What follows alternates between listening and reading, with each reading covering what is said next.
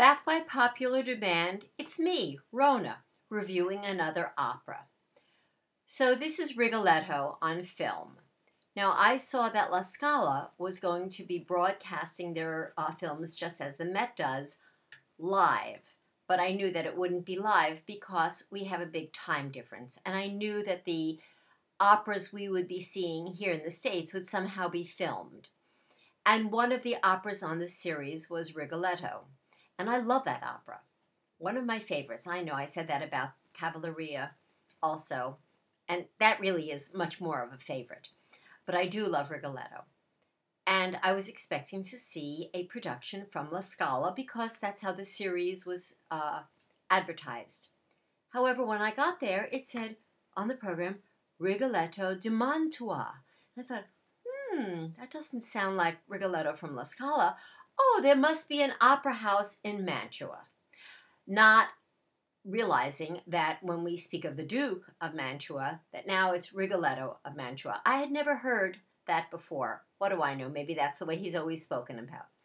But the real reason to see this opera was to see Placido Domingo playing Rigoletto. Before I get to that, let's talk about the production as a whole, the orchestra, and how it was done. I noticed that the music and the singers were very weird.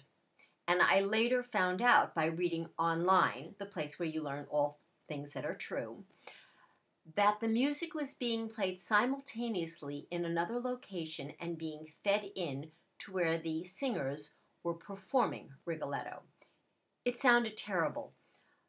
It was like a disembodied sound. It sounded exactly like what it was, singers singing and an orchestra someplace else. It just didn't make any sense. Zubin Mehta was the conductor, and as far as I can tell, he followed the score very nicely and did a serviceable rendering of the music that I know and love. The set was beautiful. It was filmed in a castle. I don't know the castle. And a really nice thing is that the tenor who sang, his name is Vittorio Grigolo, or however you pronounce his name, is very handsome. He has a wonderful voice. He sang the role beautifully. He also sweated a lot, and you could also see him spit a lot, so you knew he was singing live. This was not some pre-recording and him just doing it over. Now we get to the real reason why this was such a talked about production. Placido Domingo, as everybody knows, is a tenor at the end of his career, and he decided he could do Rigoletto. Again, I read online that the director specifically requested Placido Domingo, and Domingo himself said, "Why would you want me when you could get a real baritone?" So, what did I think of Placido Domingo singing an iconic baritone role? Well, first of all, if you never heard an opera before and you didn't know what Rigoletto is supposed to sound like, you wouldn't notice that there was anything terribly wrong. He sang very well, but he didn't sound like a baritone, and he certainly couldn't hold his own against any of the great baritones of the past at all, vocally. Dramatically, he's a very good actor. I mean, he's had a lot of years on stage, and it showed. He also didn't have a hunchback, nor did he look deformed in any way. He also looked his age, which is about 70. And he has this daughter who's supposed to be very, very young. Didn't make any sense to me. They did find a nice young Russian soprano. Her name is Yulia Novikova. Okay, what do I think of Yulia? She has a very pretty voice. I didn't like it.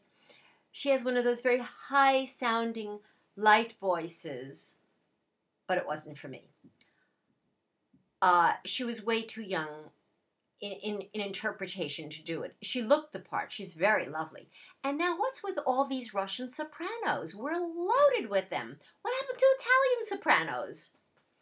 So, another Russian soprano to add to our repertoire of names we can't pronounce. Very well done was Ruggiero Raimondi playing the evil Sparafucile. He was excellent. His voice sounded fabulous. Now I have to make a confession. I fell asleep during the opera.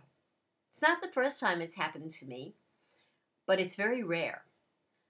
Why did I fall asleep in this opera? Because it was boring. And I mean boring. How do you make Rigoletto boring? I don't know. That's really a feat, especially since I like it. Now, the operas that we know and like, we know what happens. We're not surprised when Butterfly gets the letter and she doesn't let the other guy read it so that she knows that her husband is coming back to claim the child. I mean, we wish she would just let him read the letter. We know that Tosca gets fooled, and yet we watch with great anticipation all these things that we know are going to happen. And we know, of course, the great tragedy at the end of Rigoletto, where his daughter sacrifices her life for the Duke. And Rigoletto is devastated. That's what it was like. Not good. The one person I cannot comment on is Maddalena, because unfortunately, as she started to sing, is when my eyes closed, and later when they opened, she wasn't singing anymore. So overall,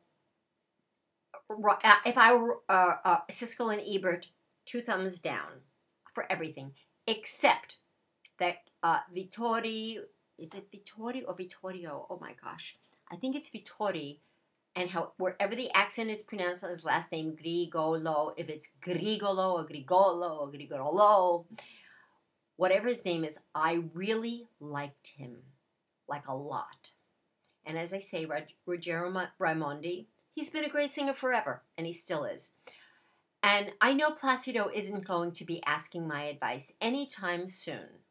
But this is what I would say if he were to ask my advice. Give it up. Just go away quietly. I mean, you're not a baritone. You can't sing the tenor roles anymore. Find another job. Hello, you're doing okay as a conductor or whatever else you want to do, or you can loll around, or you could be an opera administrator, you could be a patron of the arts. Please don't take on any more baritone roles. I did not hear Simone Boccanegra. I had no interest in hearing him sing it.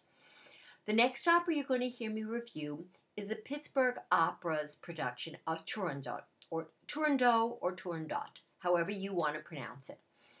I am mainly interested in seeing it because, another confession, I have never seen this opera live, although I've seen many, many operas, and many operas many times. Rigoletto was the first opera I ever saw. I saw it when I was in high school, and a touring company came and did an abridged version in English. I did not understand the words or know what the story was, but I really liked the music, and I still like the music. Turandot is bringing back one of their former resident artists. I loved her. Her name is Ngwanda Nobles, or Noblesse. I don't know how you pronounce it either. I think she has an absolutely gorgeous voice. Unfortunately, she's a soprano in a tough category, but we will see. I hope you enjoyed my review, and I hope you'll come back for my next one. Good night.